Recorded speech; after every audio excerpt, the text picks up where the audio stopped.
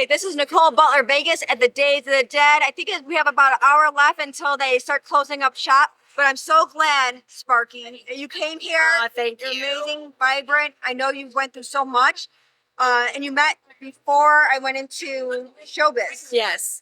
And there's a lot in store for you. So I'm going to let you do the talking because I think there's a lot of people who could connect with you in so many different ways. Thank you, Nicole. Yeah. Thank you. I'll do the talking. So my name is Sparky Lisa Tabor. I just recently announced my retirement as a nurse practitioner, 39 years in the business, healthcare, emergency, ICU, all the critical care services, cardiology, and entrepreneurial medical practice owner. And now I'm retired, yay. So about, I guess 2 years ago now, I met Nicole at a Christmas party. Just my random friend, she got invited and we just hit it off immediately. And You're very approachable. I just sat there waiting for people to come it around. was a lot of people and you were new, and but it's a friendly group and we just connected, and so we became friends on Facebook, of course, because that's what everybody does now. It was fate, but you had something bigger in store for you that you didn't know. I think it was fate. There's no other explanation. Yes. And so right after that Christmas party at the holidays, Nicole started advertising that she was producing Desert Fiends, this comedy horror movie. And because I was retired, I reached out to her and said, hey, do you need like a personal assistant, somebody to run errands? You know, what do you need? I'm like, Very helpful. And what do I say? I got it. you said, no, I don't need any help. I got it all covered. Pushing it to everybody. And I said, yeah. Right, and I have no idea about PA work. I have no idea, right? I've never done anything like You've this done before. work. You've done a hard work. I've done lots of event planning, you know, with philanthropy, and was the manager of the roller derby team back in Lafayette, Louisiana for 4 years. I've managed a band here in Las Vegas, like. I've planned. It was the Acadiana Roller Girls, to be exact. Gulf South champions, by the way. Anyway, you know, I've done a lot of event planning in my life, and of course, manager of the emergency room, cardiology, and so I've done a lot of management type stuff. And so I just wanted to help run errands. You know how to step up. Yeah, of course. I know how to be helpful, and I know how to get shit done, if I can say that. I didn't know myself how to. This is my first one. It was her first, right? Her first production, and she's like, "No, I don't need any help." And she said, "But what you said was, well, just come be in the movie." And I was like, "What are you talking about? Be in the movie?" And then she told me how the Indiegogo crowdfunding works, and so I bought a little role as background at the outdoor music concert. And the movie hasn't been released yet. So. Sign up for it. Like, but no idea. You did sign up, and you took a different direction. Yes. That you didn't even know what you're doing. I know. Until you did it, and then you're like, I had no idea what I was walking into. But so I was supposed to be on set Saturday at the Spring Mountain State Park, one of my favorite state parks.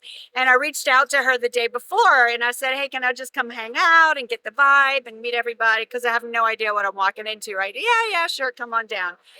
And so I went about 5 o'clock that Friday, and they were filming, and there were a lot of people. It must have been 50 people on set that day. It was a lot. Yeah. And I met so many amazing people and made, immediately made so many friends. And John Potash, who I can see right there in the distance. I see him too. I see him right there. He was the one who told me, he said, I see your personality. You're going to get addicted. I'm talking about you. Come over here and sit again. Do you want to hear what I'm saying? Come on here. Pull up a seat. John's like a brother to me now. John said, I see your personality and you're going to get addicted immediately. And boy, was he right. He was so right. Here he comes. Yep, John, I love you so much. I love you so much. He's been such a great mentor and friend and just comrade and just truly an amazing guy who's become like a brother. And and he was in this crazy, colorful, like almost like a onesie tracksuit something that day because of his character.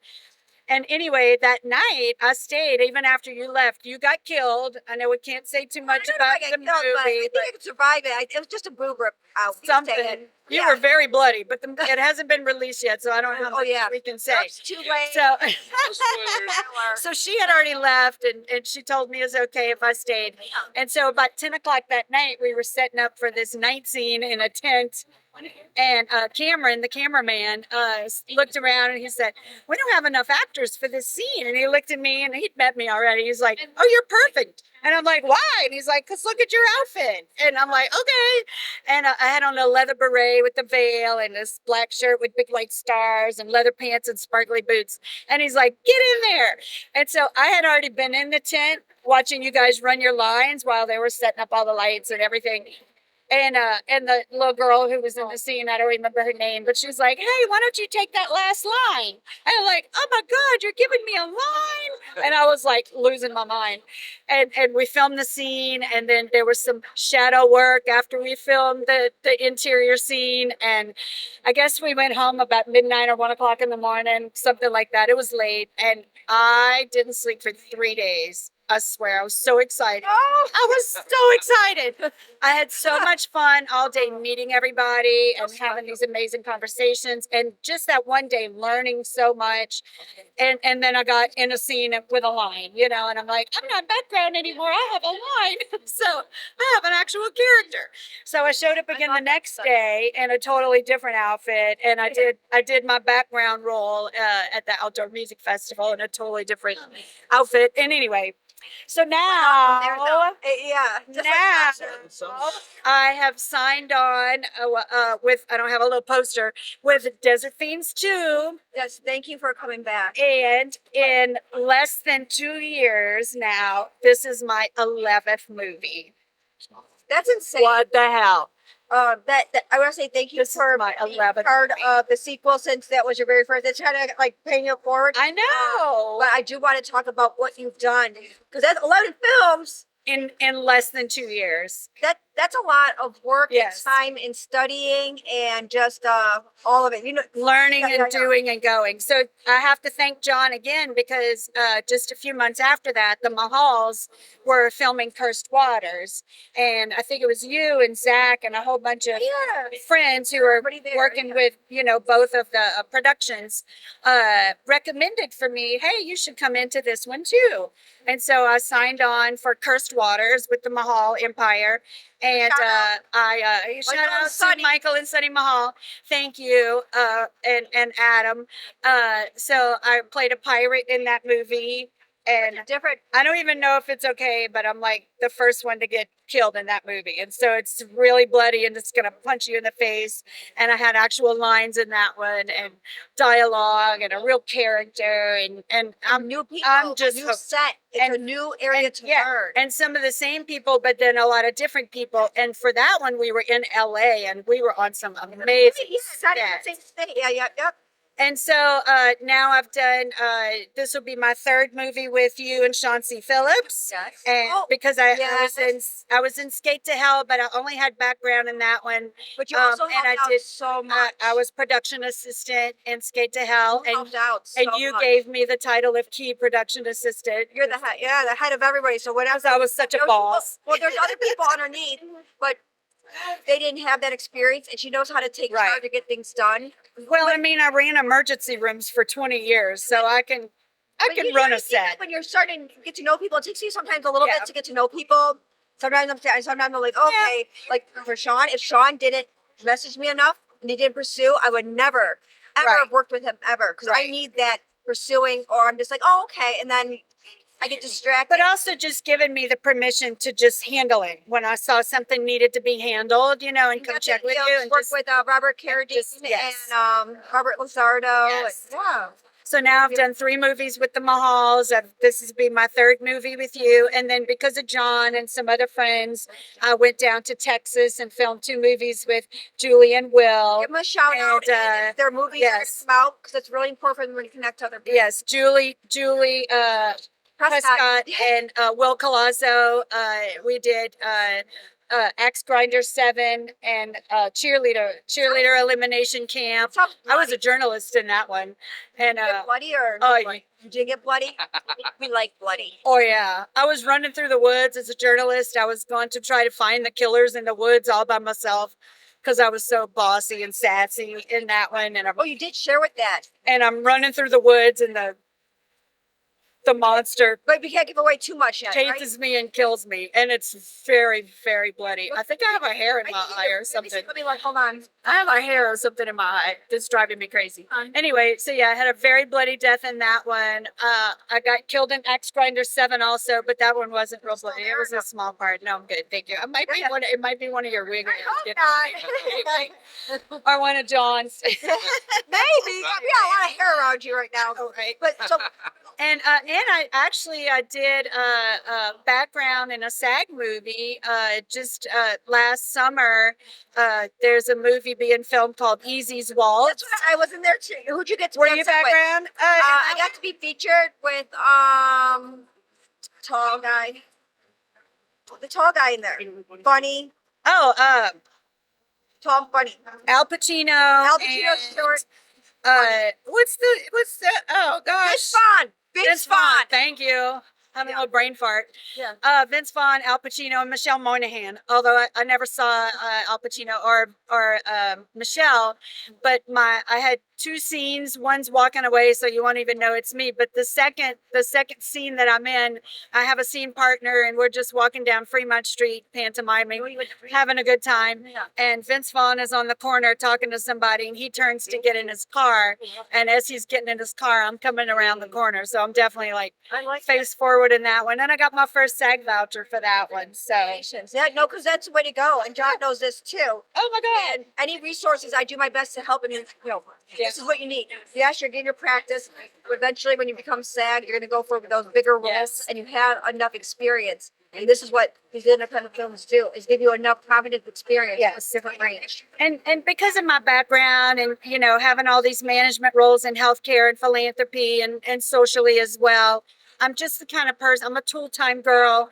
I'm just the kind of person who needs to know how things work. And I think knowing behind the scenes and production and post-production, pre-production, all of it, I think if I want to become a better actress, then knowing how behind the scenes works is going to help me get to that place. It's actually being more of an asset, like I was sharing with John, because he went in front and then he has the animals, and he also steps up in Yeah. other areas. But being a main producer, like I shared with you, you got to be on your name's on everything. You pretty much, nobody else, there's no way to pass the torch if something happens. It is you. Yeah. It is I'm you okay with that. and whoever the director is. Yeah. And that is it. There's no in between in distribution.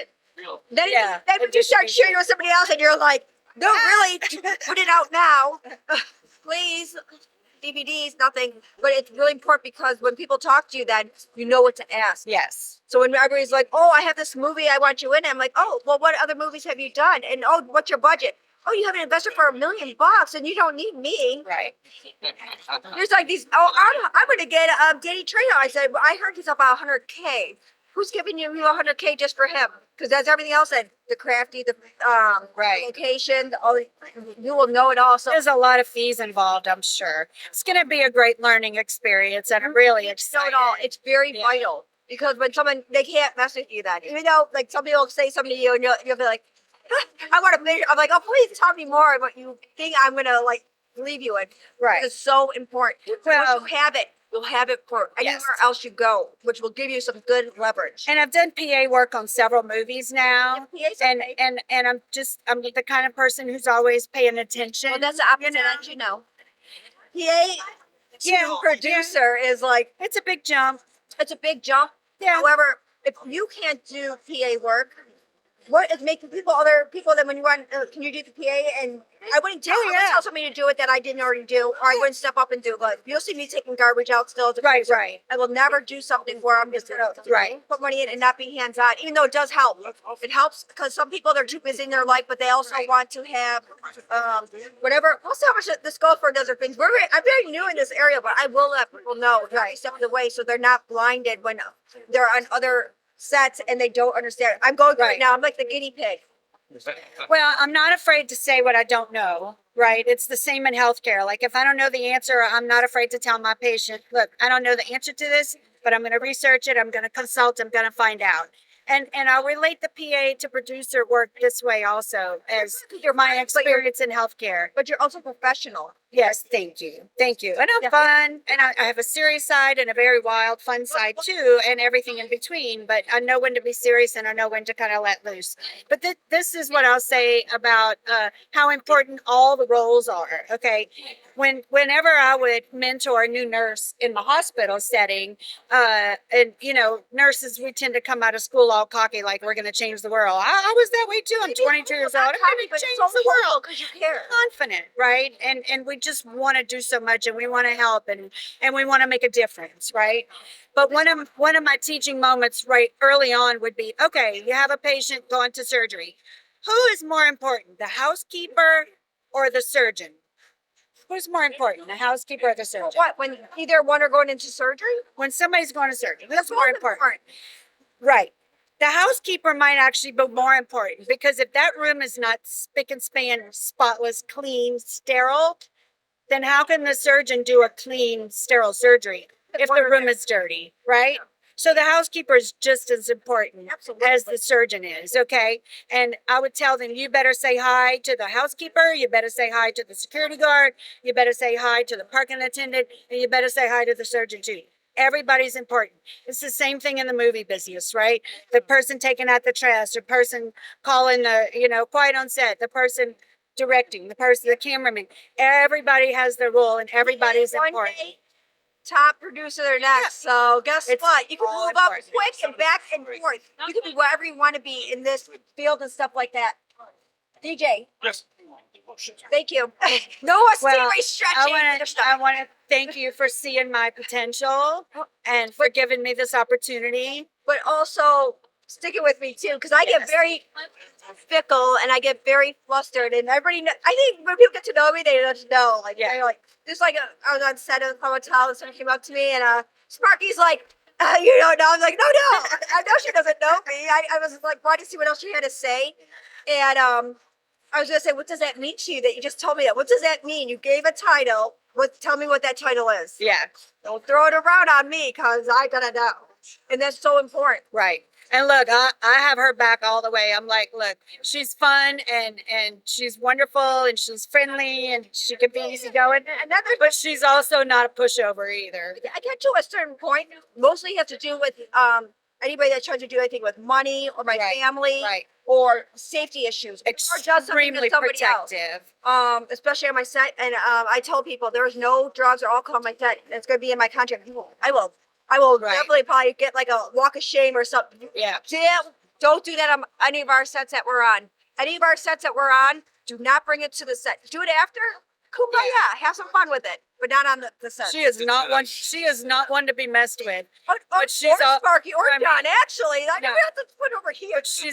But she's a lot of fun to work with too. Well, I'm so busy at the times that I didn't have a good team and I didn't know people enough, and I was trying to figure out myself in this biz. I just wasn't sure. I was in uncharted waters with that. Yes. And I had to grow as myself, and I had a lot of self-reflection too. So I'm like, oh, I could have handled it better. Yeah. It's okay. I had a lot of those. Good That's things I how had you on learn. camera, huh? That's how you learn, though, right? That's but how you learn. But I do want to give really share what people need to connect with you, and you're always open to be on other sets. Yes. And she's not SAG yet, but there are work to right states. So if she does become SAG, you still get her. Nevada's a right to work state. I'm not sure if I want to go the SAG route or not. I don't Well, need the sometimes benefits or you don't get anything. But, choices. we'll see. Sparky. Sometimes if you have one voucher, but if you get 3 town Hartleys, you just can't work on No, another no. six. What? I've heard that it's changed now. Since the writer's strike a couple of years ago, you only need one SAG voucher to be SAG eligible now. That's what I've heard. One TAF to be eligible, 3 vouchers, unless they switch it I within think they this. changed it. recently I need to in the look year. it up, but I think since the writer's strike, if anybody has any input on that, please let us know. I hope I don't But- stick on there. But yeah, I'd love to get on some SAG sets and maybe do some Lifetime or Hallmark movies or, bigger roles in a Vince Vaughn movie. After Like, I who get knows, this, you I'm gonna know? focus more, I think, on auditions because I want to do more though, not just here. I want to check out the UK. I want Oh, to go yeah. to Georgia. I want to explore more, gosh, but I will yes. never go. I'm so sorry, people. I won't personally go on any set that I don't personally know someone. There's no way I will do it. Yeah. Now, if you hire Sparky or John, I'll go. fine, and then maybe I could go. It can't be just me alone. I just won't do it. I'm too afraid. No, I was the kind of nurse practitioner.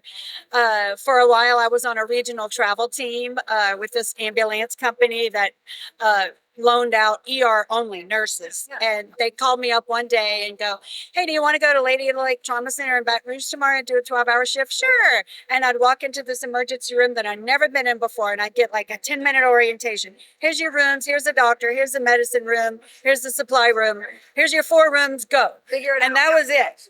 And the next day I'd be in a little 5-bed emergency room in Franklin, Louisiana, out in the country. Those were more difficult because they didn't have all the modern supplies and the modern equipment, and the doctor wasn't even always on site, you know. And But then you're good with country ones adjusting were- to the oh. showbiz. That's what probably makes it Yes. easier for you to transition. yes, You can go with the flow with a snap of it. I have one of those ingenuity kind of personalities. We actually call it Cajun ingenuity, and we can MacGyver anything to make things work, you know. Right, that's so how it should be. yeah, so You're I'll walk meant for on a this. set where I don't know anybody. I'll figure it out. I'll make friends, and I'm you know, after 40 years in healthcare, I'm pretty good at reading people No, too. So I'd be okay. But So- yeah, I'd love to do some SAG work. And I think, you know, because of my demeanor, I could play somebody young and fun, or I could play an attorney, I could play a doctor, I could play a mom or a grandma. Like I think I could play any of those No, roles. no, range, yeah. And you know, the thing in healthcare too that people don't realize, that I've been doing a lot of thinking about this, because every role that I've been in so far, and you know, there's been quite a variety in 11 movies. I've never really felt like I was acting, because I think through my whole career, like every single patient that I've encountered, we have to tailor our demeanor so that we can have a connection with that patient. So we got to kind of read the patient, and whether they're terrified or whether they're like, "Oh, it's not too bad." They might be downplaying it. They might be upplaying it. Some people want a lot of information when you're dealing with them. Some people just like, "Oh, give me the prescription, I'll take it. Fine. I don't need to know all that." So you really do have to tailor your interaction with every single patient that you encounter.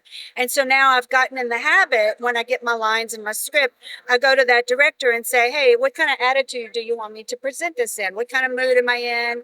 Am I sassy? Am I angry? Am I All of it. fierce? Am I, you know, what am I kind of solid? Like what is my attitude?"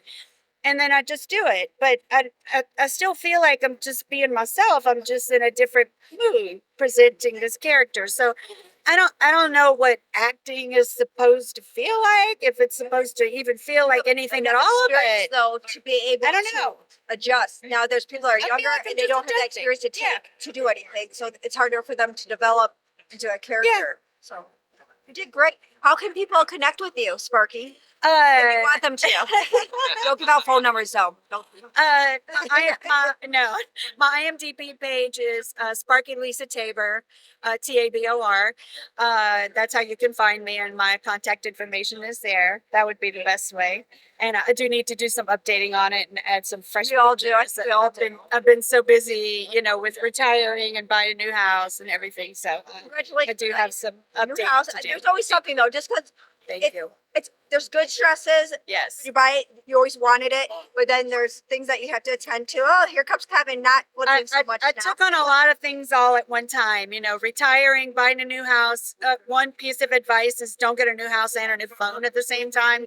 What a nightmare, because the network doesn't recognize things. It's just I put a little too much on my plate all at once. And yeah, but I'm okay. And I just took the most amazing trip to Paris and New York City. It was like my dream trip for New Year's Eve.